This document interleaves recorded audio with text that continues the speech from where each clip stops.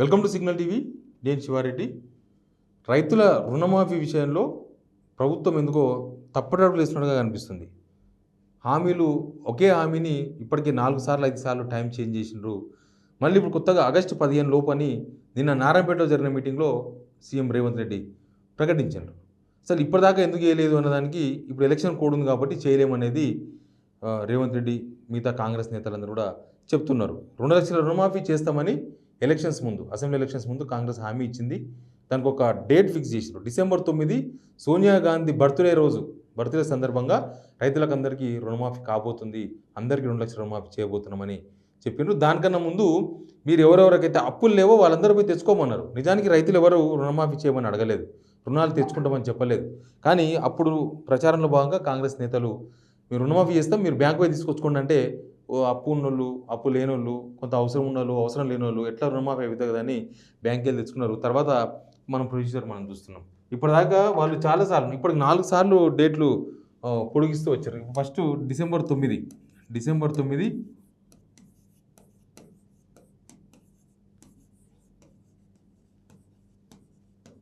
Sonia Gandhi birthday రోజు చేస్తామని చెప్పింది ఫస్ట్ ఆప్షన్. తర్వాత జనవరి 6న ఒక ఛానల్కి ఇంటర్వ్యూ ఇచ్చారు రేవంత్ రెడ్డి గారు. ఛానల్కి ఇంటర్వ్యూ ఇచ్చినప్పుడు అప్పటికే డిసెంబర్ 9 దాటిపోయింది కాబట్టి ఆ రోజు చెప్పింది ఏంటంటే నెల రోజులలోపు రుణమాఫీ అయిపోతుంది. ఆల్మోస్ట్ నెల రోజులప్పు అంటే జనవరి 6, అది జనవరి 6, 2024న చెప్పారు. 1 మంత్ అంటే బహుశా ఫిబ్రవరి 6కు అయిపోతుందేమో అని అందరూ అనుకున్నారు. కానీ రుణమాఫీ కాలే. తర్వాత ఫిబ్రవరి అయిపోయిన తర్వాత ఫిబ్రవరి 22న ఒక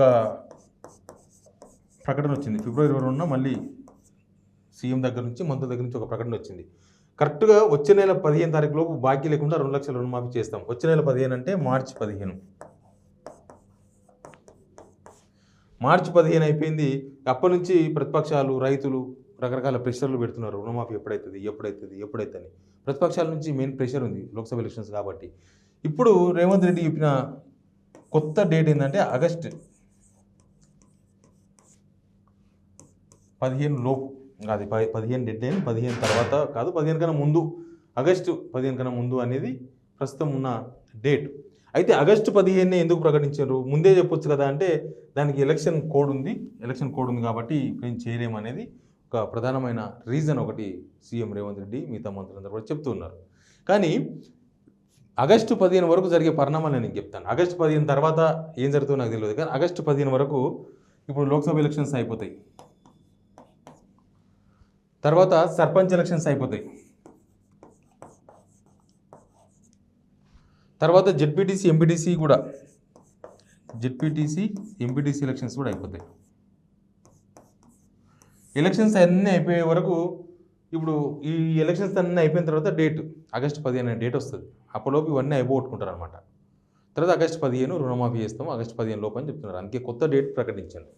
అయితే ఇప్పుడు వీళ్ళు చెప్తున్నట్లుగా ఎలక్షన్ కోడ్ ఉంది కాబట్టి ఇప్పుడు చేయలేమనుకుంటే బహుశా ఆగస్టు 15 వరకు ఎలక్షన్ కోడే ఉంటుంది. అవసరమైతే ఈ ఎలక్షన్స్ కనుక కొంత ముందుకు పోతే ఎలక్షన్ కోడ్ ఆగస్టు 15 రోజు కూడా ఎలక్షన్ కోడ్ ఉంటుంది. అంటే అప్పటి వరకు కూడా కాదు రుణమాఫీ. కనీసం ఇప్పటికిప్పుడు చేయకపోతే ఆగస్టు 15 కాదు, ఇంకొక కొన్ని రోజులకి ఇస్తామని చెప్పొచ్చు. కానీ ఎలక్షన్స్ కోసమే ఇట్లా చెప్తున్నారా? లోక్సభ ఎలక్షన్స్ ఉన్నాయి కాబట్టి దీనిలో నుంచి ముందు బయటపడాలి. కొద్దిగా రైతుల్లో అసంతృప్తి ఉంది, రుణమాఫీ చేయలేదు, మాకు ఇచ్చిన మాట నిలబెట్టుకోలేదని. రైతు బంధు విషయంలో తీసుకున్న వాళ్ళు అసంతృప్తితో ఉన్నారు, తీసుకున్న వాళ్ళు అసంతృప్తితో ఉన్నారు. ఇంతకుముందు లాగా రాలే, అంతకుముందు షార్ప్గా వచ్చేది, ఇప్పుడు అంత టెన్షన్గా రాలేదు, మెల్లగా వచ్చినప్పుడు ఎప్పుడో వచ్చింది అన్నట్టుగా కొంతమంది రైతులు ఫీలింగ్లో ఉన్నారు. ప్లస్ బోనస్ 500 రూపాయల బోనస్ వచ్చే వానాకాలంకి వెళ్ళిస్తూ ఉంటారు. వచ్చే వానాకాలం అంటే ఈ సంవత్సరం చివరిలో, అంతే. వానాకాలం అయిపోయినాక మనకు వరి పంట చేతికి వచ్చేది ఆల్మోస్ట్ అక్టోబర్, నవంబర్లో వస్తుంది. అప్పుడు ఇస్తామని చెప్తున్నారు. అప్పటికి కూడా అన్ని ఎలక్షన్స్ అయిపోతాయి. అన్ని ఎలక్షన్స్ను దృష్టిలో పెట్టుకుని ఈ డేట్లను పొడిగించిండ్రా, ఈ డేట్లను ప్రకటించిండ్రా? లేకపోతే ఇప్పుడు ఎందుకు కాలేదు, ఇప్పుడు ఎందుకు చేయలేదు? ఎలక్షన్ కోడ్ కన్నా ముందే మీ మీద ప్రెషర్ ఉంది కదా, మీరు ఇచ్చిన డేట్లు ఇవన్నీ ఉన్నాయి కదా, జనవరి 6, అంతకన్నా ముందు డిసెంబర్ 9, ఫిబ్రవరి 15, మార్చి 15, ఇవన్నీ ఉన్నాయి కదా డేట్స్. రుణమాఫీ విషయంలో ప్రభుత్వం ఏదో దోబూచలాడుతుంది. ఒకవేళ కాకపోతే దాన్ని ఇంకొక ప్రొసీజర్లో చేసుకునే అవకాశం ఉంటుంది. గత ప్రభుత్వం రుణమాఫీ విషయంలో ఎన్ని కష్టాలు పడ్డది మనం చూసినాం. లాస్ట్కి ఎక్కడో లోన్లు తీసుకొచ్చేసిన బ్యాంకులు ఒప్పుకోవు, ఆర్బీఐ ఒప్పుకోదు, మేము ఈఎంఐల రూపంలో కట్టుకుంటామంటే. ఆ విషయం ఆల్రెడీ ఆర్థికవేత్తలు ప్రభుత్వాన్ని కూడా చెప్పిండ్రు ఇట్లా సాధ్యం కాదు, బహుశా ఆర్బీఐ ఒప్పుకోకపోవచ్చు, ఆర్బీఐ రూల్స్ ఇట్లా ఉంటాయని. కానీ వాళ్ళు ఏదో చెప్తూ వస్తున్నారు, మేము మాట్లాడుతున్నాము చేస్తున్నామని చెప్తూ వచ్చిండ్రు.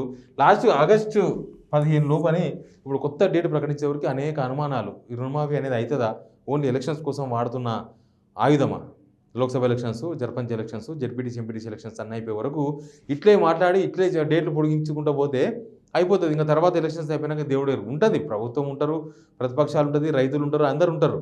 కానీ ముందు ఒక గండం, ఎలక్షన్స్ అనే గండం దాటితే ఇంకా రుణమాఫీ విషయం తర్వాత దేవుడేరు అన్నట్టు డేట్లు పొడిగిస్తున్నారనేది తెలియదు. బట్ ఆగస్టు 15 వరకు మాత్రం ఎలక్షన్ కోడ్ ఉంటుంది, ఇప్పుడున్న ఎలక్షన్ కోడే ఉంటుంది. మరి అప్పటి వరకు ఎట్లా చేస్తారో తెలియదు, ప్రభుత్వం మళ్ళీ రుణమాఫీ విషయంలో ఏం చేస్తారో తెలియదు. కానీ కొంత దాగుడు మూతల వ్యవహారం అయితే కనిపిస్తుంది. రైతులతో గేమ్స్ వద్దు, రైతులతో గేమ్స్ ఆడితే వాళ్ళు జేమ్స్ అవుతారు. కాబట్టి రైతుల విషయంలో కొంత ప్రభుత్వం క్లారిటీగా చెప్పాల్సి ఉంటుంది, క్లారిటీ ప్రకటించాల్సి ఉంటుంది. ఆగస్టు 15 కాకపోతే వచ్చే సంవత్సరం ఆగస్టు 15 చెప్పండి, రైతులు అప్పటిదాకా ఎదురు చూస్తారేమో. కానీ మీరు అనవసరంగా డేట్లు పొడిగించుకుంటూ వచ్చే కొద్దీ ఇది అవుతుందా కాదా అన్న అనుమానం అయితే రైతుల్లో కనిపిస్తుంది. ప్లీజ్ సబ్స్క్రైబ్ సిగ్నల్ టీవీ, ఉన్నది ఉన్నట్లు.